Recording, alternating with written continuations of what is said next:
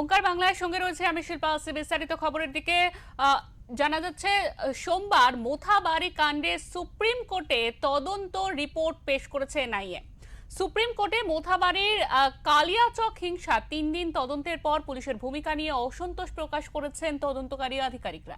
সূত্রের খবর, এনআইএ এর আইজি সোনিয়া সিং সুপ্রিম কোর্টে মোথাবাড়ি কাণ্ডের তদন্তের রিপোর্ট পেশ করবেন। মালদহের মোথাবাড়িতে ভোটার তালিকা নিয়ে অসন্তোষ ও পরবর্তীতে অবজারভাররা আক্রান্ত হওয়ার ঘটনার তদন্ত শুরু করেছিল ন্যাশনাল ইনভেস্টিগেশন এজেন্সি।